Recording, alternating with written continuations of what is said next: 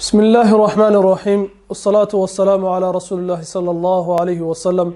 السلام عليكم ورحمة الله وبركاته وبرنامج كأن حساب نفط هذا انت على حساب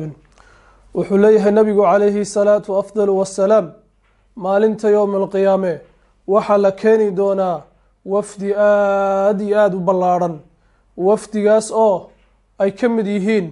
قرآن كي يأهل كيسي waxaa ilaahay subxaanahu wa tacaala markaa u qadaray inay dadka oo dhan ay wada majiirtaan waxaa hogaaminaya suuradda la yidhaahdo suuratu lbaqara wa ali cimraan labadaas suuradood ayaa wafdigaa aadka ballaarhan hogaaminaya dadkaasi maxay yihiin la socdo qur-aanka haddaba ma dadkii xifdisanaaba mise waa cid kale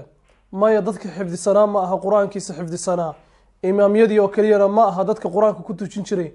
laakiin waxa weeye aladiina kaanuu yacmaluuna bihi fi dunya kuwii adduunyada markay joogeen qur-aanka ku camalfali jiray oo haddii la yidhaahdo waxaa qur-aanka lagu xaaraantimeeyey iskaga fogaan jiray haddii la yidhahdo zinada qur-aanka lagu xaaraantimeeyey iskaga fogaan jiray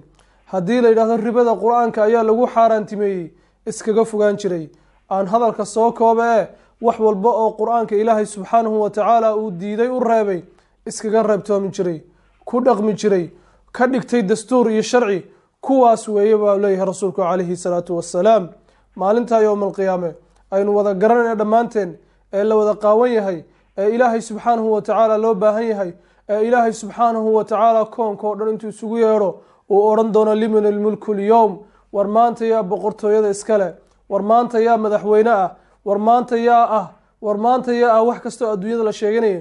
oo wax u jawaabo la waayayo marka dambe ilaahay subxaanahu wa tacaala uu isku jawaabayo uu odhan doono lilaahi alwaaxid alqahaar ilaahay subxaanahu wa tacaala waaxidka ah ee cid wehelisaa ayna jirin fii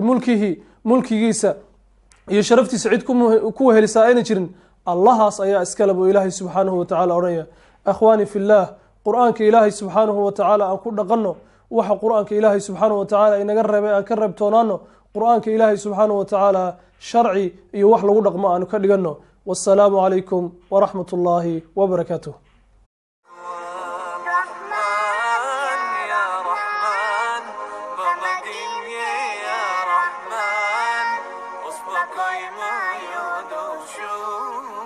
Nabolni mają serce.